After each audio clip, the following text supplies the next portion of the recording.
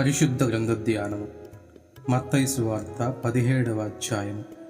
6 దినములైన తరువాత యేసు పేతురును, యాకోబును, అతని సహోదరుడైన యోహానును వెంటబెట్టుకొని ఎత్తైన ఒక కొండ మీదికి ఏకాంతముగా పోయి వారి ఎదుట రూపాంతరము పొందెను.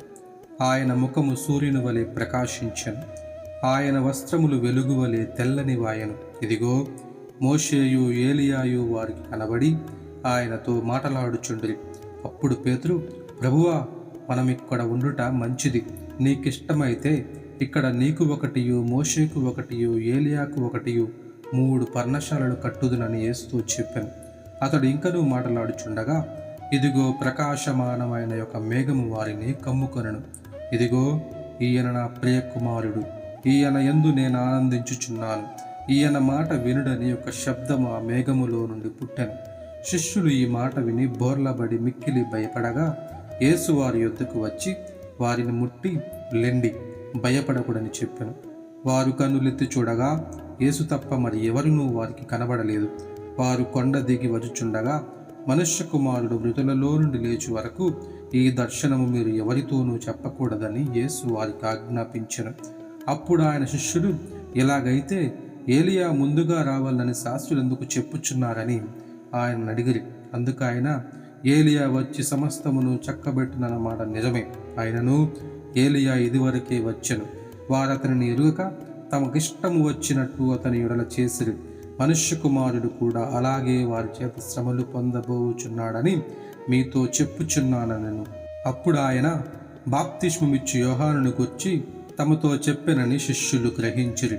వారు జనసమూహమునొద్దకు వచ్చినప్పుడు ఒకడు ఆయన ఎద్దకు వచ్చి ఆయన ఎదుట మోకాల్లోని, ప్రభువా, నా కుమారుని కరుణింపుము, వాడు చాంద్రరోగి అయి మిక్కిలి బాధపడుచున్నాడు.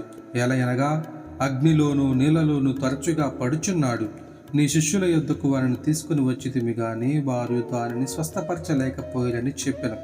అందుకు యేసు, విశ్వాసము లేని మూర్ఖతరము వారలారా, మీతో నేను ఎంతకాలము ఉందును, ఎంతవరకు మిమ్మును సహింతును, వారిని నా యొద్దకు తీసుకుని రండని చెప్పెను. అంతటా యేసు ఆ దయ్యమును గద్దింపగా అది వారిని వదిలిపోయెను. ఆ గడియ నుండి ఆ చిన్నవాడు స్వస్థత నొందెను. తరువాత శిష్యులు ఏకాంతముగా యేసునొద్దకు వచ్చి, మేమెందుచేత దానిని వెళ్ళగొట్టలేకపోతామని అడిగిరి. అందుకాయన, మీ అల్ప విశ్వాసము చేతనే. మీకు ఆవగింజంత అవిశ్వాసం ఉండిన ఎడల ఆ కొండను చూచి ఇక్కడ నుండి అక్కడికి పొమ్మనగానే అది పోవును. మీకు అసాధ్యమైనది ఏదియూ నుండదని నిశ్చయముగా మీతో చెప్పుచున్నానని వారితో అనెను. వారు గలిలయలో సంచరించుచుండగా మనుష్య కుమారుడు మనుష్యుల చేతికి అప్పగింపబడబోచున్నాడు, వారు ఆయనను చంపుదురు, 3వ దినమున ఆయన లేచునని వారితో చెప్పగా వారు బహుగా దుఃఖపడిరి.